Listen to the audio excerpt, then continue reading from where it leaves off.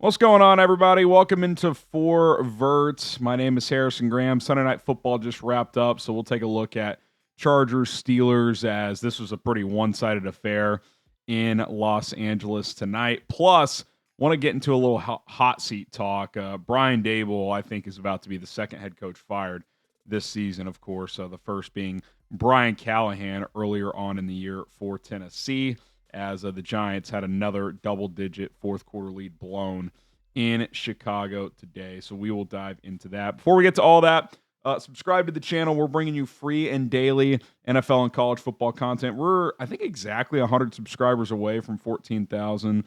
Sport's been awesome recently. If you haven't taken the plunge, if you want to support us, we go live after these primetime games most nights. And like I said, free and daily content as well. Put out a college football playoff rankings projected video earlier today, as the new rankings come out on Tuesday. So if you want to check that out, subscribe, go to the content tab. It's right there for you. All right, Chargers crushed the Steelers 25-10 on Sunday Night Football, and really wasn't that close. Steelers got kind of a garbage time touchdown to make it 25-10. It was 25-3. I thought, just to kind of get the main headline out there, I thought this was the first game this year where it was like, oh, yeah, Aaron Rodgers is old, right? Because it did not go well for the Jets for the most part. Obviously, he tears his Achilles the first year. Down the stretch last year, he played better, but the games were so meaningless, it was hard to gauge how much that even mattered. And this year, while he hasn't been great, like, he's been respectable, right? It's like taking care of the ball. He's, at times this defense has been a bigger issue than the offense for the Steelers. Like, I think considering his age in recent years, the Steelers had gotten what they were hoping for and then some from Aaron Rodgers. Like, he had played like an above average starting quarterback. Tonight, he looked like the bad Jets version of Aaron Rodgers. He was airmailing passes, wasn't moving as well. The accuracy was poor, 16 of 31. 2 picks. Not many games in Aaron Rodgers' career has he thrown multiple interceptions. That's kind of been his superpower, is he's not someone who turns the ball over. Obviously, that's crept up a little bit as he's gotten older, doesn't move as well, so on and so forth. But coming into tonight, I'll just pull up his numbers here. Not lighting it up in terms of volume stats, but 17 touchdowns, 5 picks, 68.5% completion percentage. And Jesse Minter had him in jail tonight. And Jesse Minter is one of the best young defensive coordinators in the league, but Aaron Rodgers just really struggled. I thought it was his worst game of the year by far, and kind of a pivotal game, right? I mean, Chargers and Steelers could be jockeying potentially for wild card positioning with the Ravens closing in. I mean, you look up, all of a sudden, Ravens are one game back of the Steelers in the AFC North. Does anyone think the Steelers are going to win the AFC North over the Ravens? I do not. So if you're Pittsburgh, that wild card, which is kind of where they've been living in recent years, getting one of those 3 spots, that's pivotal. And to lose this game and to not even really give yourself a chance is pretty alarming for the Chargers. Really nice win. Listen, they're playing with backup offensive tackles. Mekhi Becton has not played well this year, but they're just kind of plugging away. Justin Herbert has not played as well without Joe Alt, but 20 of 33, 220 and a touchdown. Kamani Vidal has been a revelation, 91 yards and a touchdown tonight. Lad McConkey, couple of big catches. He had a 100-yard game and a touchdown. But this is going to have to be the formula for the Chargers, given their offensive line issues, is their defense is going to have to be really, really good, and then Justin Herbert has to make enough plays, right? He's got to take care of the football, and he's got to make enough big plays. And that's really what happened tonight. Their defense controlled the game. They ran the ball effectively enough. Justin Herbert made a few big plays, and they dominated. They dominated the Steelers pretty handedly to improve to 7-3 on the year. I thought the Steelers' defense was scrappy. I mean, they held the Chargers to 15 points through 3 quarters. At some point, you got to score, and Aaron Rodgers and company were just unable to do it. And we're going to look back at the Steelers, I think, and just be like, that Thursday night loss to Joe Flacco in Cincinnati a few weeks back, like, that could be the difference in the division. That could be the difference in them making a wild card berth or not. That was a bad loss, man. That was a game they just could not afford to lose, and their defense just could not make plays. And to their credit, their defense has been much better since then. They've played a lot better since that game. Jalen Ramsey moving him to safety has been a good move. That has really helped. But that's a game that, looking back, they're really going to regret losing because all of a sudden the Steelers right now, technically they're still in front in the division, but if they weren't, they'd be tied with the Chiefs and the Jags at 5-4, fighting for that last playoff spot. I think we all think the Chiefs are going to, rally the troops and at least make the playoffs. They may not win the division because they might be too far back, but it's probably going to come down to some sort of combination of Jacksonville, Houston, and Pittsburgh for that final playoff spot. Jags and Pittsburgh 5-4, and the Texans are 4-5, picking up a big win today with Davis Mills over the Jags. So that was huge. That helps Pittsburgh a lot because it kind of keeps Jacksonville in the fray there as well. But just a tough stretch for Pittsburgh. We knew when they lost that game, it was like, man, this schedule gets tough. And to their credit, they beat the Colts last week, but this is kind of once again, a come back to earth type of game for the Pittsburgh Steelers. And now you look at their schedule coming up. Let's see what they've got here. They've got Bengals at home this week. You got to salvage the split there, right? After losing to Flacco a few weeks ago, because they've lost 3 out of 4 here. They were 4-1, now they're 5-4. Bengals at home, at the Bears, Bills at home, at the Ravens. That's their next month. You got to find a way to go 2-2. I mean, you got to at least get to 7-6, because then you get the Dolphins at home, who look good today, but it'll, December 15th, I'll take the Steelers over Miami in those weather conditions in Pittsburgh. You got the Browns one more time on the road. That's a game you should win. So, Pittsburgh kind of feels like they're going to be in that 8 to 10 win range. The question is it 8 or is it 10? If it's 10, they're a playoff team. If it's 8, they're not. So that Bengals loss a couple weeks ago is a big one.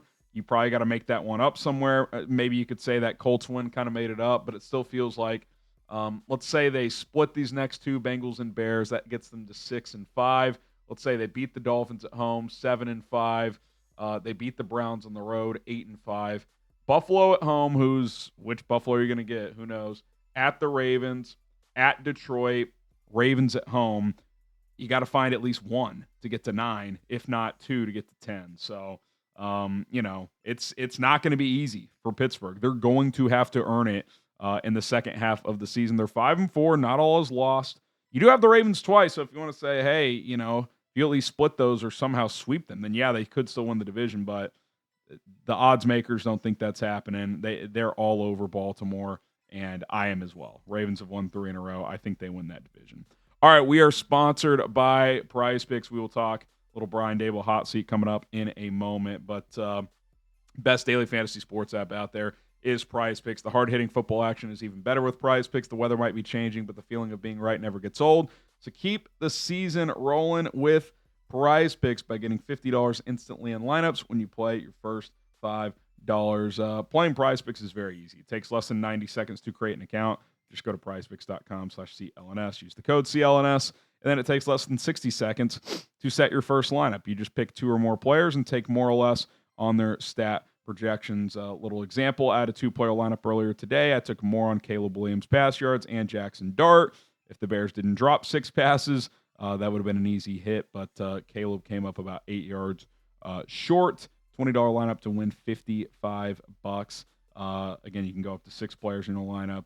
The more players you have, the larger potential payout you can find. So check out PrizePicks today. Download the PrizePicks app right now. Use our code CLNS to get $50 in lineups once you play your first $5 lineup. That is code CLNS to get $50 in lineups once you play your first $5 lineup. PrizePicks. It is good to be right.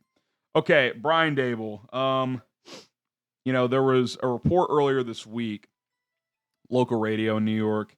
I can't remember if this was from the same report or a second one, but after the Giants completely melted down in Denver when they had like an 18-point lead with 6 minutes left or whatever it was and lost that game by 33-32, all 33 Denver points in the fourth quarter. There's a report that Giants ownership almost pulled the plug on Daboll then. They were just fed up. People in the building talked him out of it. Okay. Well, they have now blown another game that they should have won. And I get Jackson Dart left with a concussion. That didn't help because Russell Wilson is terrible, and Brian Daboll was scared to let him throw. And look, you could say that's a legitimate excuse, or you could say, Daboll, why is Jameis Winston not your backup, especially in weather conditions like today? Even if you think Russell Wilson is better than Jameis Winston, which I do not, in snowy, windy, wet weather in Soldier Field where you got to be able to throw the ball with velocity at times and move around, which Russ does neither that well anymore. Jameis Winston, big physical quarterback who can move around, can rip the fastball. Even just today, he makes more sense as the backup. Like, even if Russ is your backup, today, Jameis makes more sense as your backup. So I don't really hear that excuse for Daboll because that's a coaching decision as well. They're up 20-10 with 6 minutes left, and their defense gives up back-to-back touchdowns. You can't really blame that on the Jackson Dart thing going out. And now you could say, well, he's not a defensive guy. Shane Bowen. Shane Bowen's his guy. He hired him. He refuses to get rid of him. And when you're the head coach, you're responsible for everything. You're responsible for everything. The coaching staff, the players, the performance, the play calls. It all falls on your shoulders at the end of the day. And Adam Schefter had this stat. This is their fourth 10-plus or more point lead on the road this year, and they've lost all 4 of those games. That's hard to do. I cover the Bears for Chat Sports. That's Matt Eberflus stuff. And I think Brian Daboll's a lot smarter and a lot better coach than Matt Eberflus, but I just think you're getting to the point where you just don't really have a choice anymore. Joe Shane should go with them. If you put a gun to my head, would I rather have Brian Daboll as my head coach or Joe Shane as my GM? I would take Brian Daboll. I mean, Joe Shane is handing out awful contracts. I don't think he's very good. But Daboll, it's just run its course. And they broke the golden rule of if you're resetting at quarterback and you're not 100% sold on your head coach, you should probably reset. They broke that. But I think Jackson Dart has shown enough good things, and ultimately, if he's good enough, he'll work as long as the new head coach is good. And I just think you got to start this process. I think you got to get Daboll out of the building. I would fire Joe Shane along with it, and I would just, give Mike Kafka the interim tag. He's had some head coach interviews, see what he can do, and roll through the rest of the season and just see what happens. But ultimately, start doing your research on head coach candidates. Clint Kubiak, the OC in Seattle. He'd be a guy I'd be very high on if I was the Giants. Mike McCarthy, he's not an A+, but he's probably a B+ coach. He will get you back in the mix, if nothing else. I think he could do really well with Jackson Dart, especially if he's willing to lean into some of the play action, the RPO stuff. I mean, Dart, especially in the first half, played really well today. Cooled off a little in the third quarter, but he was throwing on the move. He was sitting in the pocket delivering strikes. He played really, really well. The Giants got something there if he can stay healthy. Now, you got to coach some of the recklessness out of him, more so as a runner. He takes way too many hits, but he's a capable player. I mean, he's a playmaker. So I like what I've seen from him. I've seen enough for him where you don't have to keep Brian Daboll.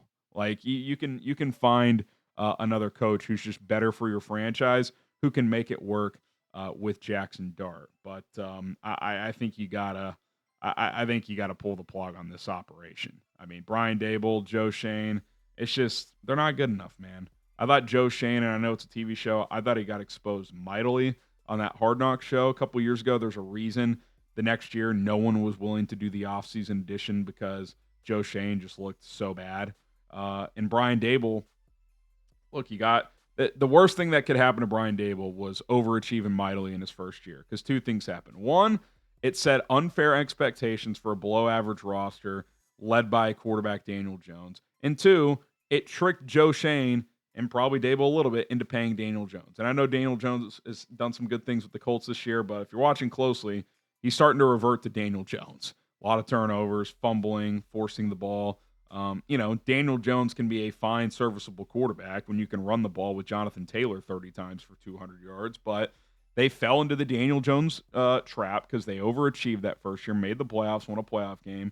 They paid him. That was a disaster. And now it's year 4, and it's just they haven't recovered from that. And they've made some other personnel decisions. The Shane Bowen hire is really bad. He's not a good defensive coordinator. And, they find themselves in a spot where they're probably going to get fired, and they probably should. I will say this. If this job opens up, I actually think it's a pretty attractive job. If you're a coaching candidate and you like what you've seen from Jackson Dart, I think you would like this job for that reason. The defensive line has a lot of talent with Brian Burns, Dexter Lawrence, Kayvon Thibodeau, and Abdul Carter. Need some work in the secondary. Probably need to add an offensive lineman or two. Need another playmaker next to Malik Neighbors, but you're going to have a high draft pick.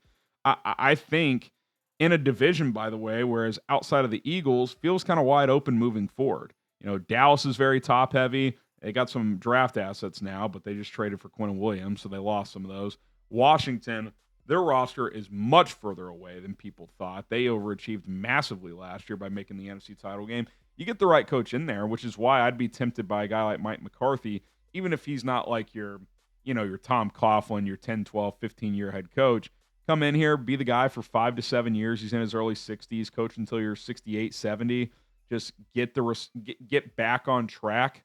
He had Dak Prescott playing at an MVP level a couple years ago. They won 12 games 3 years in a row in Dallas. Mike McCarthy's a good coach. Like he's not you're not putting him up there with Sean McVay, the A+ coaches of this league, but you can do a lot worse than Mike McCarthy. So if I'm John Mara, I'm pulling the plug on this thing. I would have done it last offseason, but you can't go back in time. The good news is Brian Daboll, like Jackson Dart, got him for you. You got him at pick 25, not like you had to trade an arm and a leg to go up and get him, so that's a good thing. And you got a building block there. Cam Scatterbo should be back next year. Malik Neighbors should be back next year. The front four is good if you get a better defensive coordinator. I think the Giants have pieces, but I just think the GM and the head coach, I think it's run its course. I think you have to make a change. All right, that's going to do it for our little Sunday Night Football Week 10 reaction, talking Chargers, Steelers, and, of course, Brian Daboll's hot seat status as well. Appreciate everybody for tuning in. If you haven't already, hit that subscribe button. Turn on notifications. That way you never miss an episode here on Verts. We will be back tomorrow with more content. Until then, enjoy the rest of your night, everybody.